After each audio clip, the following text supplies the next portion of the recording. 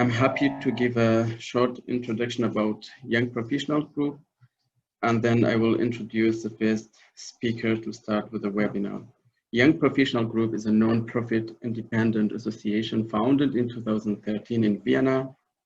Our mission is to connecting people, young professionals with different interests and background in the globe, establishing local regional groups to improve solid waste and resource management in developed and developing countries. To approach our missions, we conduct several activities like exchange ideas, developing innovative approaches, responsible production and consumption in regard of food waste, packaging, raising awareness to the general public. Also, we have different working groups as part of ISWA Young Professional Group, where we conduct our activities. We created different groups and working together closely. The groups are mentorship groups where we get a mentor for 1 year and you are working closely together to get some detail when you have some questions and you need support in your research or as well as in your work. Education group is focusing on educational establishments like schools, universities. Then we have communication group and online discussion, what we are doing right now. Also, there is a group of research and innovation, which is more about higher education and at the universities. We also meet every year at the World Conference. Unfortunately, this year it was not possible because of the current situation of COVID-19, but hopefully we will meet next year again. Now, I would also like to mention that the session will be recorded and you will get it per email. And if there will be some questions left, we would not have time to answer. We will answer then and I will send you per email. Now I would like to introduce the first speaker, Mr. Frank Schweizer. Mr. Frank Schweizer is a civil engineer on water resource and waste management. He has 15 years in government services in Germany with different ministries, 25 years experience as consultant in projects in the field of solid waste management. He has been working in more than 25 countries in Europe, Africa, and Asia. So now I will give the floor to Mr. Schweizer. Mr. Schweizer, the floor is yours. Hello? Yeah, we can hear you. Okay. So you see,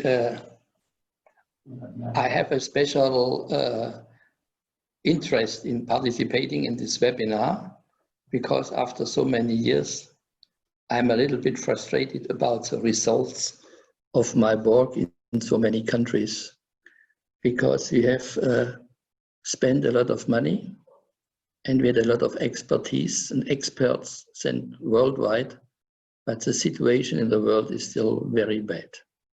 And the quantity of waste, particular garbage, is increasing, and I don't see any chance of a change with the system we had applied so far. Please, next slide.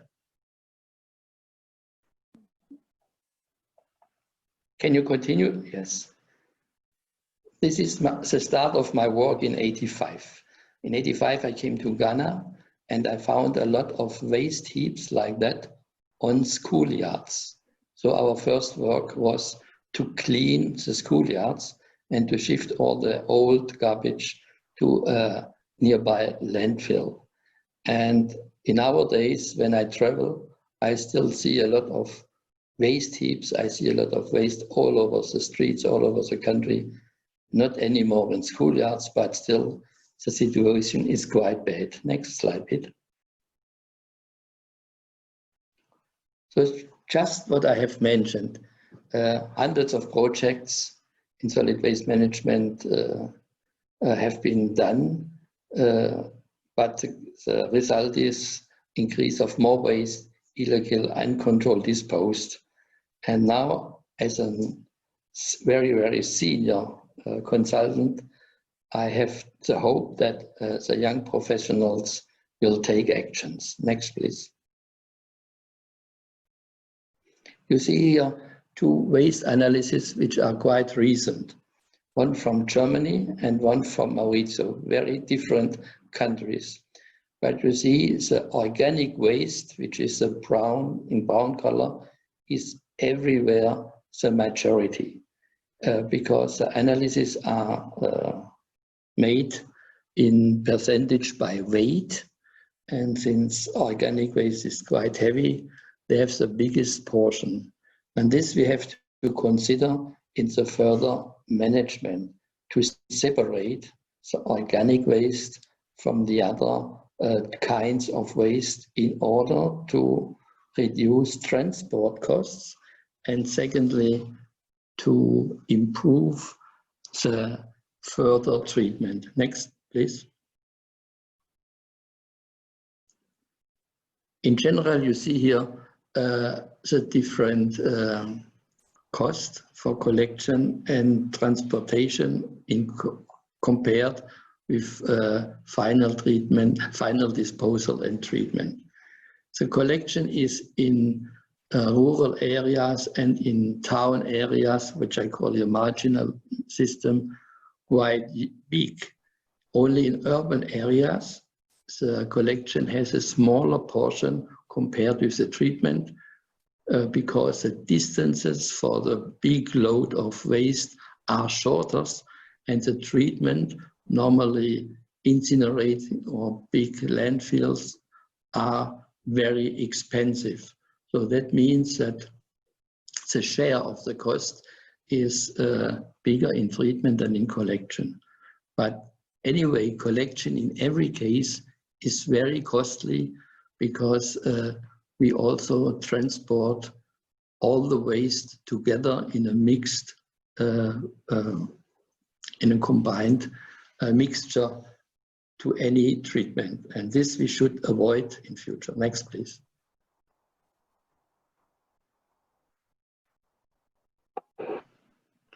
Here I give you some figures from a dissertation of an also senior expert who worked for KfW in Germany, and he had a very good oversight on the costs. And you can see, if we consider the GDPs in different situations, you see if it's less than 2,000 euro, collection means 30 to 40 euro per ton. And if you treat it in a thermal treatment, you pay 65 to 80. If you go down in this table, you see the collection and transportation does not become very much more expensive, and the thermal treatment is quite still high. So we have to consider that we try to look in the transportation costs, in the segregation, and maybe in the composting. The next, please.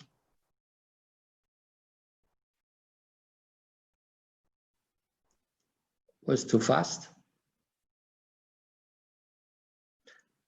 Next, please. Okay, yes, okay. This is a graph where I show you that you cannot apply one collection system for all over a unit, a city, town, or a region. So you have to consider the density of the population, the quantity of waste, and the income of the people. Because as long as waste management is not subsidized by the government, somehow the people has to pay, and the contributions may be different. So you can see that I have in the center trucks which with a high capacity, but in the peri-urbans we try to have collection points where the people can bring their waste with these collection points to reduce the transportation cost in total. Next, please. So we have made once a table about the particular conditions, and I found all over the world even in big cities, people carrying the waste in handcarts. It's like Addis Ababa or in Ivory Coast. I saw a young man carrying carts, which you can see on the top left, to carry the waste to a collection point or to a deposit container. During my time in Ghana, I have introduced donkey carts to assist the hard work of the people with donkeys, and it worked quite well. But nobody took my proposal serious. It was only a short period because in big cities, people think you cannot do this job with donkeys. But if you look in the financial balances of these small-scale companies, they have been the most effective in their costs. But I accept also that in bigger cities, you need also motorized means, but you should only apply where it makes sense. And so you can see by this table, different from the particular situation, you have to apply different collection means to keep the cost under control. Next, please. So as an intermediate statement, we should not incinerate the waste at all, because if it's mixed waste, there is a big portion of organic waste, and organic waste has a high percentage of moisture. That means if you burn organic waste, first you have to evaporate a lot of water because the matter starts to burn. It's really not sustainable. Nowhere in the world. I could prove it by some examples, but there is no time in this short presentation. Next one.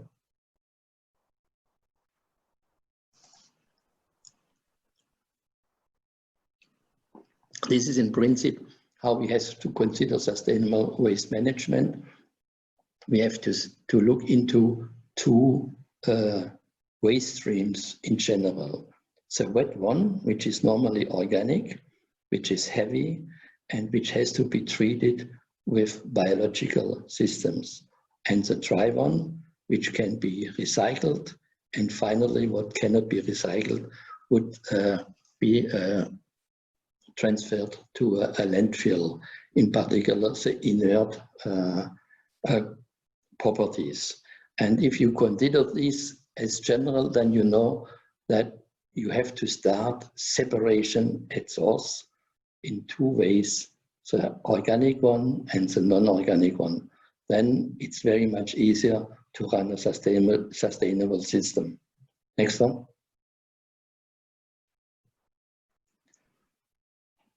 And the organic waste, we have normally two means to treat.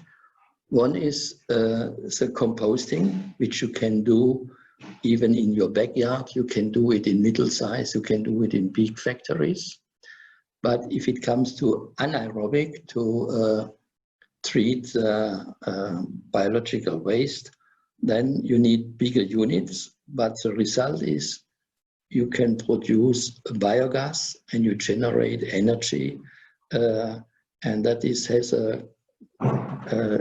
two results. You can produce heat or even electricity with the biogas. Next one. So you see some examples. On the top left, myself, as I produce compost in my backyard, or in smaller units as a household size. And then I have seen a lot of systems worldwide, for example, this community size in India, where a small community produced their waste, everything done in with labor in small heaps, and this fertilizer production took not longer than 3 weeks because the temperature was quite high. Next one. So dry synthetics needs further selection. That means you pick out of the second stream all these materials you can reuse or recycle. And this selection can also be started at source in order to increase the quality of the secondary raw material. If you give all mixed to the collection system, then somewhere somebody has to separate again. Some of you may know we have in Germany the so-called yellow line, the yellow bags, where you could put all containers, all synthetics together. But even the selection of these particular materials like plastics or paper and other recyclables takes a lot of effort in big factories. If you keep out what you can still use and can give to small traders, then you have a higher quality, better than what even the biggest factory can achieve. Next one. So you see here our German systems on the top left, bottom right. These are deposit containers where the Germans are demanded to bring their recyclables to such a place where they can put in glass in different colors, plastic, paper, and so on.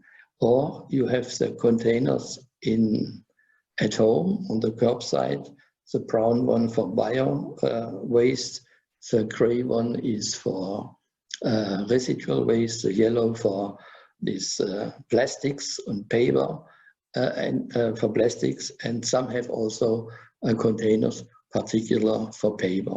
This makes the further treatment very much easier because it's not mixed.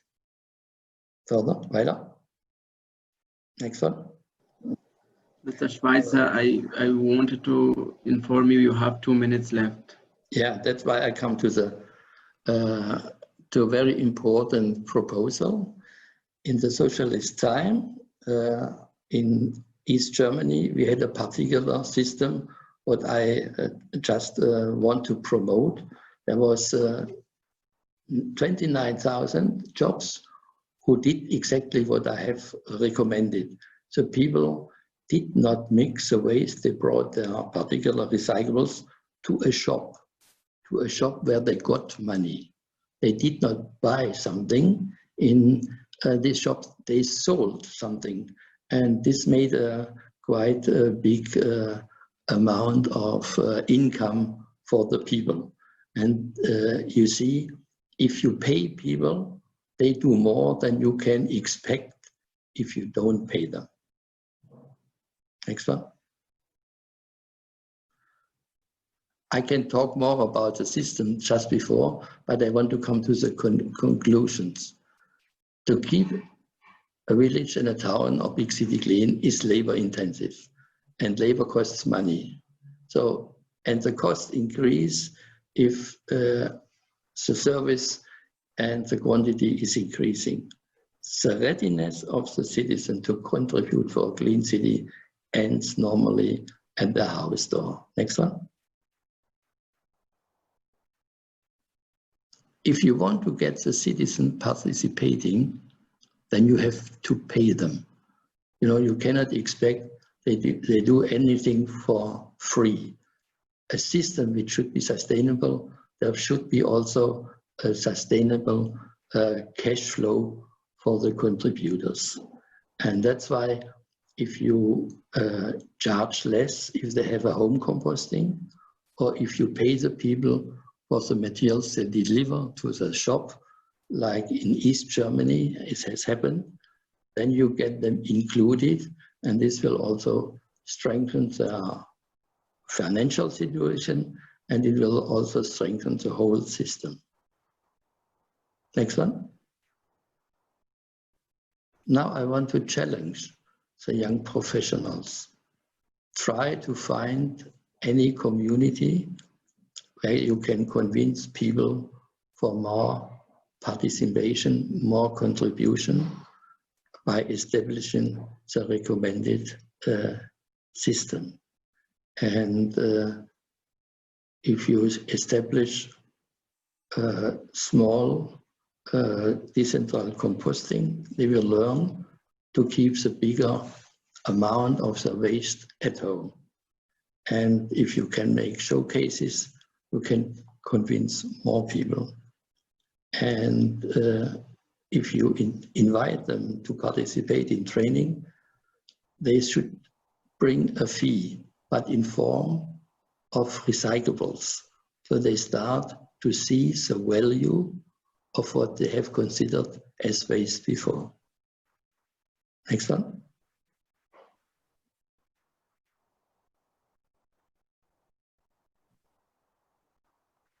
And now, I hope that at least one or two of the young professionals will write expertise or bachelor work or master work to start in such a system. Most appropriate are islands, because there are closed systems where the quantity is less and the involved people are not so many. So you could start such a project looking for data and try together with NGOs to see if this project can be established.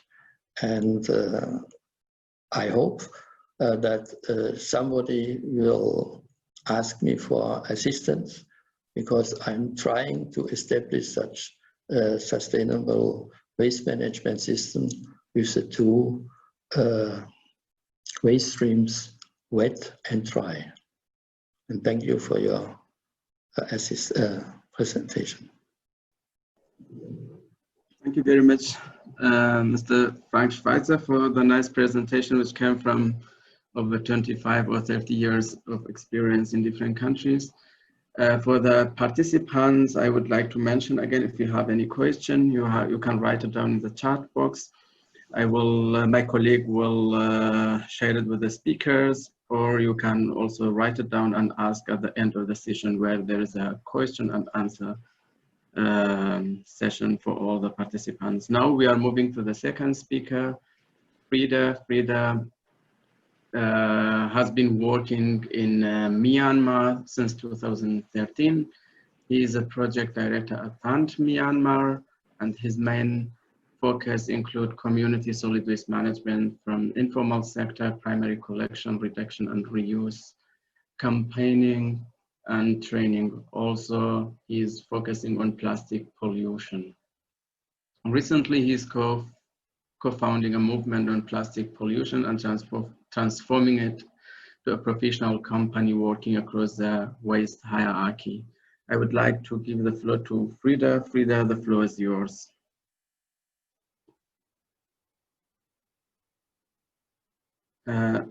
We can't hear you. Okay, everyone can hear me? Yeah. Now you can start. Okay, good. Hey everyone, my name is Freidor. I'm trying to get the presentation running. So, hey. So yeah, as you said, I'm working in Myanmar for 7 years and trying to solve part of the garbage problem. So today I will speak about rural community waste management. So this is our villages specifically, so non-urban areas.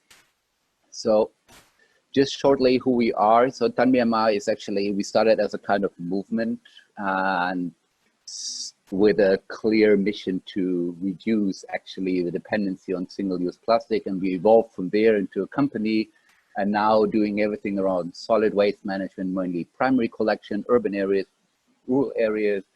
Then a lot of surveys and policy surveys are plastic leakages, value chain analysis, these kind of things, and policies mainly in the direction of reduction, plastic reduction mainly for sure. And then we do trainings and campaigns. So this is trying to kind of get people in to understand the problem around waste, or specifically plastic, and find a way how to activate them. So I will come with a little bit of data as well. So, and this here is the final disposal method for Myanmar's urban population. So I want you to have a look at this line here. So this is kind of urban combined. So you see here on the right side, that is recycled, that is sanitary landfill. This is controlled dumping, so a place where you just throw the garbage. And this piece here is open burning. This piece here is then leaking in the dump. So dump sites are somewhere where they're close to water, and then they're just the garbage is leaking to the water. And around 13% we have, which is uncollected. So when you look at this line here, these are the primary cities, so the very large ones, and you see only around 12% is actually, let's say, highly problematic waste. And the other one, okay, to some degree it is okay. But when you look at smaller towns here below 100,000 people, then it changed quite significantly. So there around 70% where waste is either burned in open burning or is directly entering the environment. So from here is just one step more into the rural areas, and there you would have hardly any of this kind of controlled dumping anymore, and the recycling as well would reduce to a certain degree. So this is the problem. So when we look at the waste generation, for everyone who like a little bit work in the sector, they realize it is very, very low. So around 0.2.6 kg per capita per day.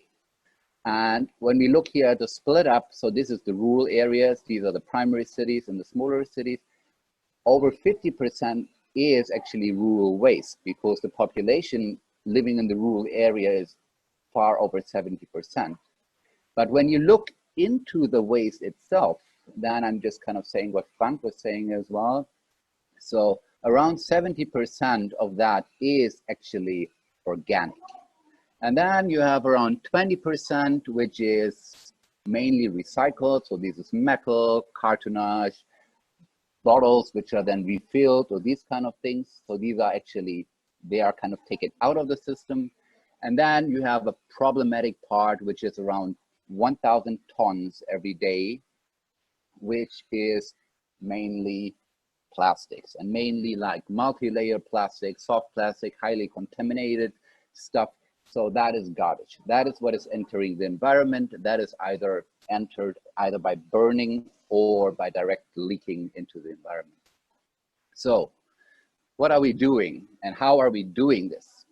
So as I said, so there's hardly any system in the rural areas. People are just throwing their garbage anywhere, or they just burn them somewhere. So what we are doing is, first of all, trying to set up a system of waste collection.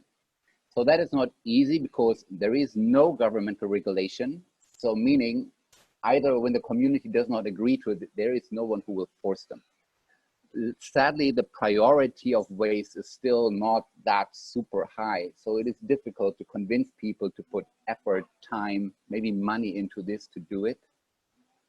And to a certain degree, and that is maybe because of monsoon weather as well. So people here have the feeling, oh, nature will solve the problem. The rain will come and it is going away and the garbage is away, and next year everything is clean again. So these are the problems. So what we're going to do normally in a village, since there is no municipality which collects garbage there, so what we try to find, the first step is to find a place. Okay, this is the place, there you throw your garbage. And we agree, everyone in the village, you throw your garbage there. So that is the first step we tried for sure, and that is not close to the water. And yeah, and then there for sure we have a treatment problem about which I will talk a little bit later. So when the village is a little bit bigger, so and maybe willing to be more organized, we start a kind of collection system. So people will go around, they will collect garbage. For sure that mostly is working only when actually there is money. So the community actually need to pay to make this system run. So the amount they need to pay is only around like $50 per family per month. That is the payment for waste normally here in the country, in the rural area, which is enough for collection. So when the community is active, we are working on that part. When the community is super active, we're working here on the highest level, let's say, and that is trying to even establish a kind of disposal bin system in the village, just to avoid litter. Now, people are just used to throw their garbage everywhere. So the only way how we see so structurally, systematically to avoid litter is by providing, the infrastructure. These are bins. So that this alone itself need to somehow be, let's say, maintained by the people. So we set mostly on kind of two different things. So one is education, and the other one is kind of campaigning. The campaigning is very much around kind of plastic reduction, because that is the major problem there. And while the education is going more multiple in, one is what you see here is waste separation. So separation of waste, that is very important, as Frank said. I kind of repeat this. This is one of the major parts. So one part of education is this. So normally we try to kind of inorganic, organic. Food waste is normally not a problem, because mostly food waste is go to, in Myanmar, mostly pigs, but normally anyway, animal feed. While the bigger problem is actually garden waste. So leaves, branches, in the rural area, this is very common. And that, for them as a feeling, they perceive this as garbage. So that enters then a lot, the collection system, and then the dump site, and that is filling the dump site up very fast. So this is one of the major things we are working, is actually find a way for cold composting. So, and then we have the other part, which is the plastic problem. So part of this is recycled, for sure. Other organic parts, specifically metal and glass, as well off. And we stuck mostly here with plastic. So the people we try to involve, or the groups we try to involve, are mainly three. So the lowest part here, let's stuck with the village committee. With them, mostly we try to work with them to set up this structure. So they are responsible to find the place, set up the system, fee structure, where to put bins, these kind of things. So the second, and maybe in my opinion, most important stakeholder are actually the women, because they are maintaining the system. They are mainly responsible for waste management on the household level as well. And they're for sure is mostly responsible for buying things. So changing consumption patterns is more important with women. And for sure then the education to children is there quite important as well. So we work now through schools as well to come up simple form of segregation, simple method of waste plastic reduction, bring your own things. So these kind of activities we do in school now as well to kind of build up a full holistic approach on this topic. So some pictures when it comes up to setting up the collection system. So here we see this is a rural dump. That is what we built with a big bulldozer. Actually, we were lucky we had the bulldozer, so we were doing it. But still, after like a few months, that dump is full. What the people are doing is they're burning the garbage. That is just the way it is. People are used to kind of burn that, and they want to reduce the space in the dump site. So they are continuously burning the garbage. So what we finally try to say, okay, when you are anyway burning the garbage, then let's try to work on increasing the temperature by building these, let's say, super simple incinerators, which are kind of burn cages, to just increase the temperature a little bit and to stimulate more the willingness for waste segregation. So here they burn mostly plastics. And now everyone who's part of the environmental movement will kind of start crying already. How can you promote burning plastic? Yes, we actually don't, but they're anyway are burning it. So we said, okay, let's try to kind of just improve the system. For sure, better incinerators work better, but for this you need to have the financial resources to do that. So when it comes to waste collection, mainly This starts as a kind of community voluntary cleanup system, and they go on in the weekend, and school children are moving around. And then slowly from there, actually they start to organize this a little bit better. Someone has a push card, they get paid a few cents per kind of dropping the waste, and then slowly they have kind of built up this system. So the final point, what I said, are the bins. So here, that is a self-made bin from a gunny bag. And these are the most successful. So when you are working somewhere in the rural area, never bring a plastic bin. Try to see what kind of garbage is there, which can be actually reutilized as a bin. So gunny bags are very good. Fishing nets are very useful. Organic materials like bamboo baskets in Myanmar, very popular, are working great. So these bins are much more sustainable because they are anyway appearing as waste material, so can be just reused as waste, and after a few months when they're broken, okay, they will just exchange it with a new one. And it costs no money to do it, so it is no funding is needed for this part. So, but yeah, as I said before, very, very important is not only the structural part. So engaging the community in the way that they understand the problem of waste, which is really not common, specifically in monsoon countries like South Asia, Southeast Asia, even China is still in this problem. So the garbage is flowing away. Every half a year, the rain is cleaning everything up. So, and there you have then the ocean plastic problem from this. So very important is to make people actually understand and find local ways of campaigning and structures for waste reduction, separation, awareness raising movements.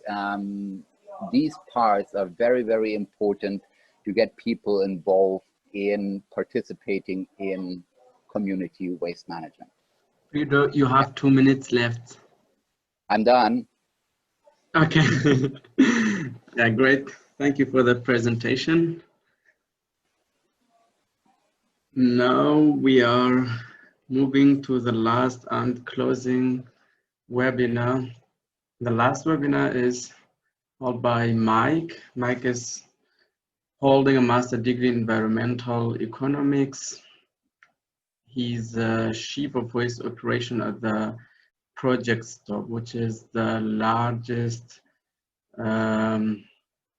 world's largest ocean plastic project. He has worked for 18 years within the global waste and resource sector. In 2014, he founded award-winning charity Waste Aid in the UK, and in 2018, he was pointed to by his peers as the top waste and resource influencer in the UK. He has also developed and grown non-for-profit consultancy, charity, and ethical business and networking organizations in the Asia, America, and Sub-Saharan African countries. Now I would like to give the floor to Mike. Mike, the floor is yours.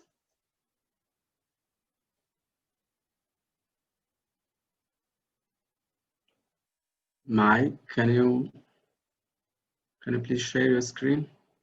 Hi everyone. I am just doing so. Have you got my screen shared now? Can you see that? Yeah, everything is fine. You can start now. Cool. Hi everyone. Right. Yeah, I am Mike Webster. Now working for an outfit called Systemic Work that's working in Indonesia. I'll just come on to that. I had quite a good intro, so I might just actually admit that.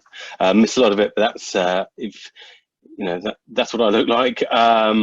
Worked in this sector for about 20 odd years, started off in kind of municipality in the UK and worked in Sub-Saharan Africa, South Pacific, a little bit of Latin America, and soon to move to Southeast Asia when COVID allows.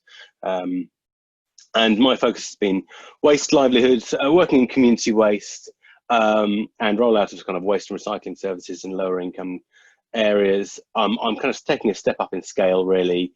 Project Stop is, I think it calls itself the largest ocean plastics project in the world, but for me, crucially, it focuses on ocean plastics by looking at what is the source of the problem, and I'm sure I don't have to tell anyone here, it's all about the stuff coming from the land, and implements low-cost, inclusive waste and recycling systems in essentially Indonesian towns and cities that don't already have waste and recycling collections. I thought it was really interesting from the previous speaker just talking about how actually it's the kind of smaller places which have more open dumping and burning. I don't have the figures in front of us, but yes, essentially it's the similar issues that we're dealing with, and they've already worked in kind of 3 regencies, which are essentially municipal areas, rolled out to 55,000 collections and about to roll out to lots more. So I'm just going to talk about community waste management in a broader sense, really. And I think it's probably worth just stepping back and thinking, what actually is the community? We all talk about it and we kind of have a sense of what it is, but it's just worth defining. And first of all, it's easier to define what it is not. So it's not government. It's not what we would traditionally call the public sector. This can be hyper-local government, and it was great seeing the example there from Myanmar, where obviously you engage the village development committees and what we would call in the UK parish councils, the kind of village level authorities, and they can often perhaps be considered more as within the community than traditional government. It's not the profit-seeking private sector, so it's not companies that will only deliver a waste and recycling collection if there's profit to be made. Now, obviously, cost recovery, as we've already heard, is one of the key things, making sure it pays for itself in the long term. So often social enterprise, an organisation that delivers a service for social benefit but recovers its costs in doing so, is often pretty much the best way to deliver a kind of sustainable service. And so who are the local partners that you might end up working with in the community? It could be local empowerment organisations that we often call community-based organisations, CBOs, perhaps religious groups, and particularly where for behaviour change, it's important to have local partners that are trusted, can have local bases, can speak the local language, those sorts of things. And it's worth considering why we need to work with community groups. Now, basically, it's because services aren't delivered in the traditional ways. And I think it's worth stepping back. And I thought from the first presentation, it was really interesting, kind of starting off with that slightly kind of almost kind of exhausted sounding comment. I've been doing this for a long time and there's still an awful lot of waste everywhere. And I think it's really important for us as waste managers to reflect why that is. And those reasons perhaps go beyond the traditional waste issues, and they come to things like governance and systems that just don't seem to work. And, you know, as someone far wiser than I once said, if you did what you always did, you'll get what you always got. And we've got to start thinking afresh and anew in how we deliver these services and how we get these services delivered to the 2 billion people that live without waste collection. Because although those are the poorest and the most marginalised, they matter for everyone. It's those communities where there's lots of leakage into the oceans. There's lots of those communities where there's lots of open dumping and burning, particularly the open burning. There's increased evidence that it's a significant driver of climate change, as well as all of the local public health impacts of communities that don't have waste collections. So we've got to think about new ways of getting services out to them, and working with community groups is one of those ways.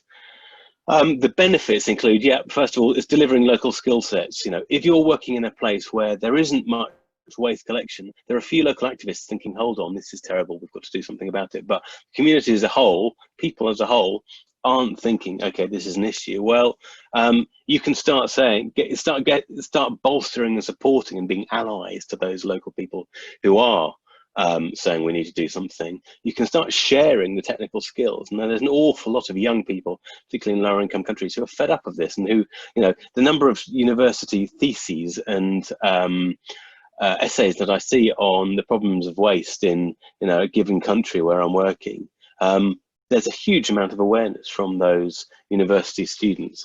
How can we help them and support them to get the technical skills to actually get this stuff picked up? First of all, stopping the harm, and secondly, valorized.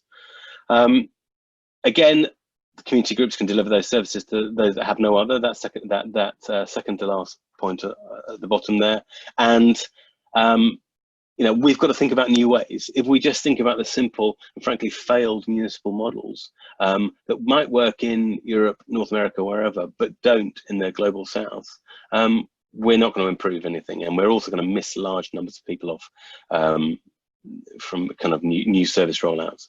And also the thing about waste is that it harms the poorest the most. So it's the poorest and most marginalized that don't get it, but it provides opportunities. If you look particularly within the informal sector and the people who are valorizing waste, it provides opportunities for marginalized groups, people who've been pushed out from every other group. So it provides employment income opportunities from those groups. So it's that kind of double, you know, two sides of the coin. It harms the poorest the most, but provides opportunities the most. So I'm just going to go through a few examples of, I think it's important to just look at a few examples from around the world. And first of all, this is one that from a fantastic organization, Rumah Kompos Padang Dengdel, going to be based in middle of Bali, a place called Ubud, near where I'm going to be based shortly, and if I can ever actually move out there. And they work within a community. They're providing a full waste stream collection, so they're collecting everything, not just recyclables. It's community run and it's village owned. The material is collected, taken back to a sorting facility, and as much as valorized as possible. It minimizes dependency on landfill. Landfill is a broadly used term. Often you know, I would separate landfill and a sanitary landfill from a dump site. And so anything that can be diverted is a win. And they're looking at diverting 2/3. Well, they have diverted 2/3 of their waste from landfill. And because they're community-based, because they're locally respected, you know, they're not some kind of faceless company that's doing this. 90% of the people are separating their waste into organic and inorganic. It's a fantastic organization. Another example, Kwamahir Environmental Group, one I got to know through my work with Waste Aid. And they are essentially a group of concerned citizens that got together, set up an organisation in the 2012s, very enthusiastic and keen, but just didn't have the technical skills to really set up and run an organisation, set up a recycling and waste programme. Kwamahir itself, I've just heard actually yesterday, the private contractor that had been allocated then by the municipality has just withdrawn or been thrown out of the village because of poor service. They were only providing services to people who could pay them, and Kwamahir Kwamahir Environmental Group were picking up everything else. So classic example of a place where, you know, officially there is a waste collection, but actually if you look on the ground, the thing about waste is that you can see the stuff and it's being open dumped everywhere. There's clearly an issue. And so KMEG, they cleared dump sites, and this is one of the things they're doing. This is one of the kind of initial programs that they set up, the kind of legacy program. They divert materials for reuse, resale, recycling, so they collect materials directly from households and businesses, so it doesn't get dumped. They're trialling recycling collections within community areas at the moment, and communal collection points, and hopefully, all being well, should be replacing the failed private sector contractor as the official, basically social enterprise contractor, and they can be delivering services at an affordable rate for all householders. And because obviously they're staffed by villagers, people know and trust them. And we're, you know, Waste Aid was working with them to develop a financially sustainable model of community waste, and it's that financially sustainable model that's the tricky thing. How do we get the cost recovery? Part of including household payments, sales of materials, and potentially government subsidy. And that's jobs and livelihood creation. They've created a couple of dozen jobs, huge reduction in open dumping and health improvements. And actually, you know, one of the top line benefits you've seen by working with the local clinic is a 60% fall in gastroenteritis. And I think often the public health benefits of decent solid waste collection are overlooked in terms of things that are perhaps more high profile, like for instance, ocean plastics. So Swatch Pune, this is a well-known organisation, and this is just an interesting example of how the community can organised, but also with outside help, essentially formalised. So Pune is a city in India of around 4 million people, and around 80% of the population now have a door-to-door collection. So it shows you the scale of that. You know, we're looking at about 3 million odd people receiving collection from a cooperative of self-employed waste collectors. So these were people who started just waste picking purely to valorise materials, and have now moved into collecting all materials, and that is the key thing. How can we collect all materials?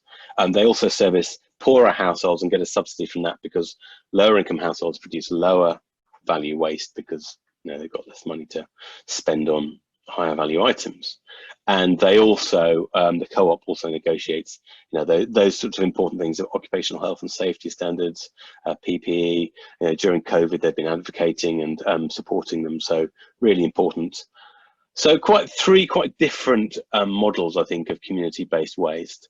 I think it's just cost recovery is the biggest challenge in my experience, and I think probably shared, you know, how do we make it financially sustainable? And it's worth just understanding the different models. There's the traditional government run collections, where essentially you just, you know, everyone gets a collection at an affordable rate, but you have to have a government system set up where you know, this is capable of doing that in a transparent and efficient way. And where you have the need for community waste collection, it suggests that government is failing. Essentially, it's important to think about that. You've got the private sector; they will pay. You know, if you pay, they will collect.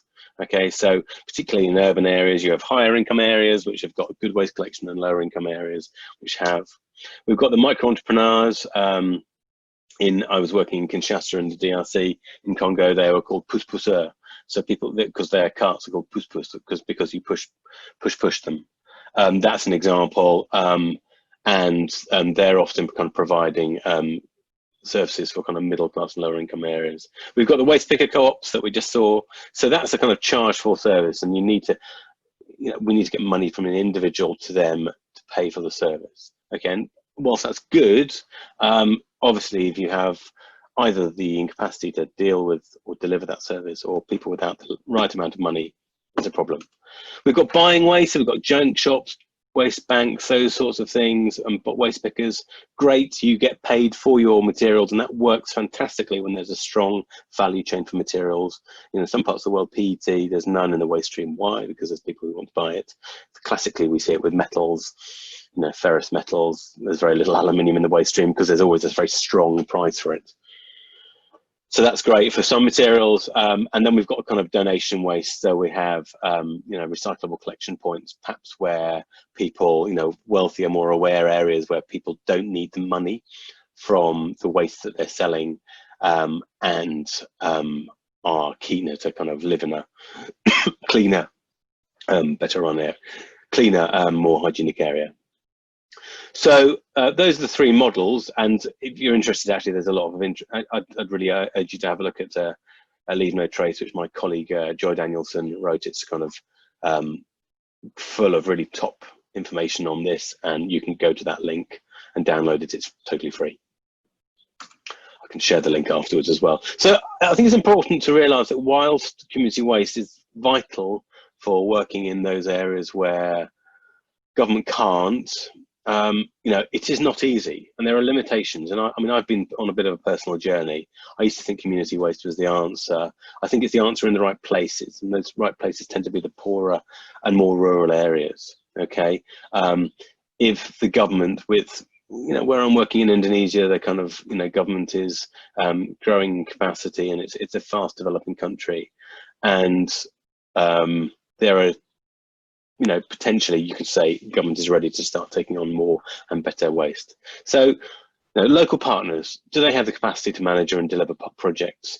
How much technical training do they need, but also how much training in terms of soft skills, you know, running a business, accounts, handling cash, dealing with equipment, auditing material stuff, working potentially with donors? Do they have that capacity? How do they fit in with the government? Will the government just turn a blind eye, perhaps in parts of the world where, you know, there are many places where the government is not delivering any services, but there's still a thought. If you look at the legislation, you know, there'll be a full set of legislation. If I look in places, you know, Commonwealth countries with ties to Britain, I look at the legislation and it's often very similar to local government legislation in the UK from about the 1950s and 60s. Obviously not surprising. Why is, you know, meanwhile there's large amounts of open dumping. And so you can get this kind of situation where, you know, community startups aren't allowed to collect waste, but, well, no one else is. So how do we work, you know, how do we kind of square that circle? Land is always a nightmare, and it tends to be easier to work in rural or kind of peri-urban areas because land is not at such a premium. Trying to get hold of land and cheap land, free land ideally, land for a long time that's in the right place where it's not too close to someone's house, but you know, so if you're doing industrial recycling processes but not so far from someone's house that, you know, you can't get there, particularly in the rainy season when all the roads turn into mud, you know, land is just an ongoing nightmare, and it's a big challenge. I would suggest this is a lot of community waste is not scalable, you know, i.e. turning small organisations into massive organisations. I would say it's replicable. So if you've got lots of villages with lots of organisations with the same problems, perhaps you can get lots of small projects going. And that's different from scalable, that's replicable, I would say. I talked about cost recovery. It's always the hardest thing. That's the thing that needs to be thought about first. How can we make this stand up financially? And I really like the idea from Myanmar saying, okay, let's start first of all doing, you know, if there's no money to do it, well, let's at least tell people to put everything in the one place. And I think that really shows, you know, the challenge and the kind of the philosophy that we have to have as waste managers. You know, let's start doing something that's not as bad as it was. You know, open dumping in one place is better than open dumping everywhere. I totally agree with the incinerator approach. A lot of Europeans would look at that and kind of you know, go pale and think, oh my goodness, that looks horrendous. Well, it's better than interruption, just... Mike, the time is up, but okay. I'll give you 1 more minute. Okay, 1 more minute to finish up. So it's an approach where there's no alternative. You know, that is the thing. Poorest countries, marginalised groups and communities. And it has to constantly evolve. Okay, if we look what happened in the UK, for instance, just saying because I'm a Brit, you know, it was the 80s and 90s, and it was small third sector community groups that introduced recycling collection, showed it could happen. Okay, the government then finally said in the late 90s, oh yeah, right, we agree with you. And now we have massive multinationals doing it because they let big contracts and do it at scale. Okay, 2000s, the community waste managers starting pushing on reuse, and now it's kind of zero waste, it's repair, it's challenging overconsumption. So community sector always has to keep evolving. They are the pioneers, they're the people that start, you know, saying, look, this stuff can happen, okay?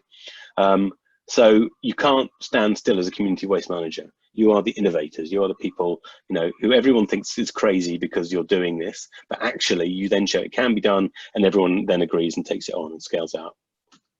So that's me. Thanks for listening. Drop me a line sometime. Happy to chat on or offline. Cool. Thanks. That's me done. Thank you. Thank you very much, Mike, for the very nice presentation, and thank you for all the 3 speakers. And I hope you could share the presentations with us so you could share it with the participant as well. Sure. My colleague will inform the participant more about it. Now I will give the floor to my colleague, Cecilia. She's moderating the question and answer sessions. If you have any questions from the participant, you can unmute yourself and ask your questions. Cecilia, the floor is yours, please. Okay, thank you. Thank you very much for our speakers for your interesting presentation. And I would like to invite you, the participants, if you have any question, please feel free to ask us. First of all, I would like to ask Frank, could you please comment on the financial feasibility of the buyback banks and shops if the connection with formal recycling companies is weak, please? Sorry, I missed that. I think my line, is that a question for, please? It's for Frank. If you can comment on the financial feasibility of the buyback banks and shops if the connection with formal recycling companies is weak. If you can comment, if you can give your opinion or insight, please.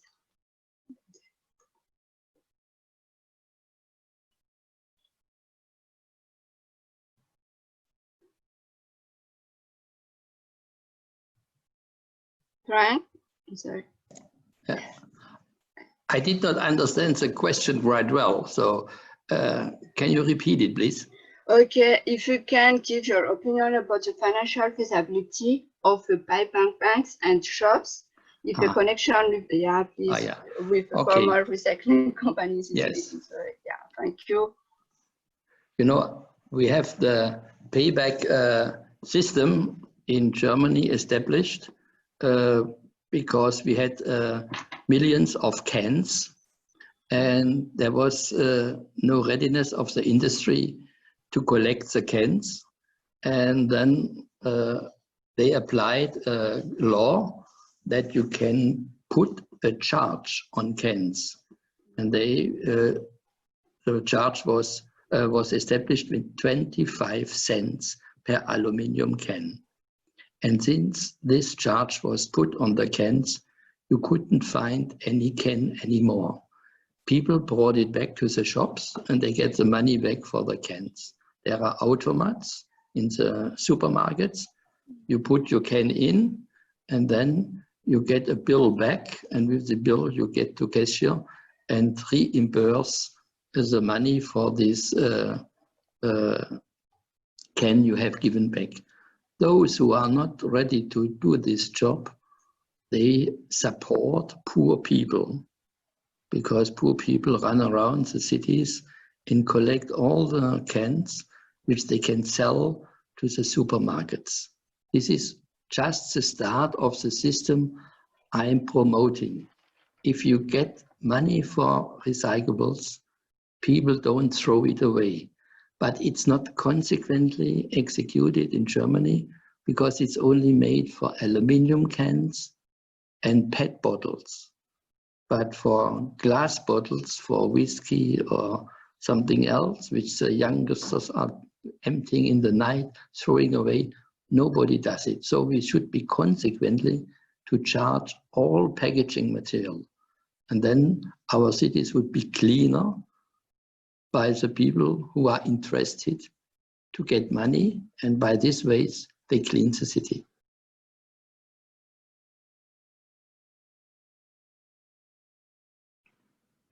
Did you get it?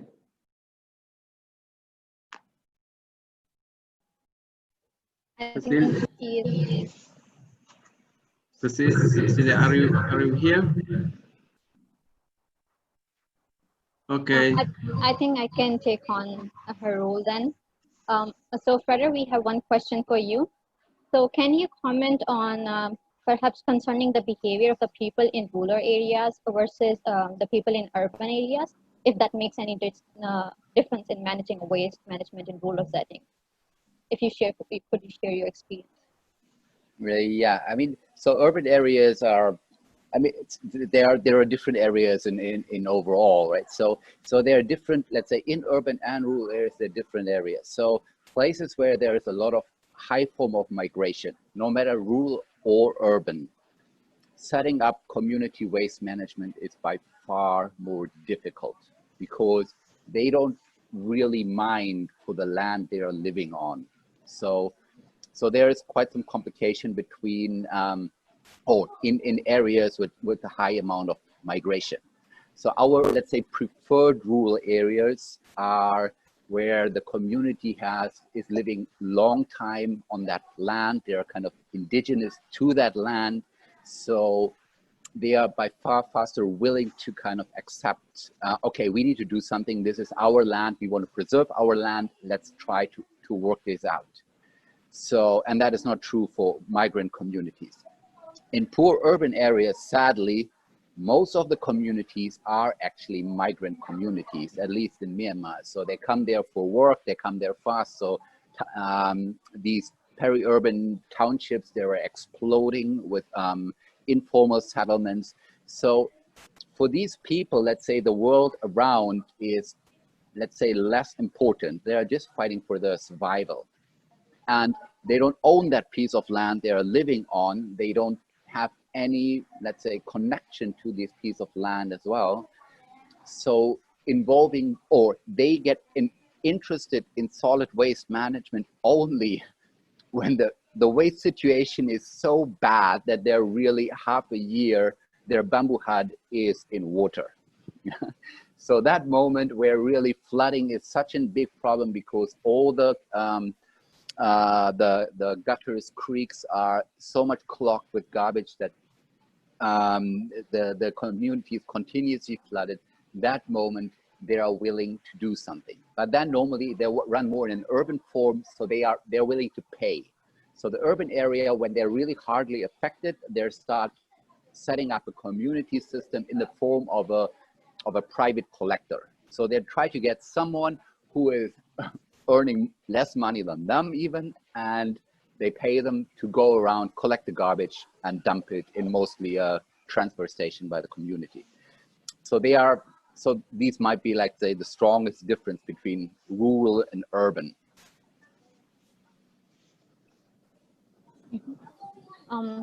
Thank you for, okay, I'll be just asking one question per speaker, and rest I will be asking via emails because we are already ahead of time. So Mike, I have one question for you.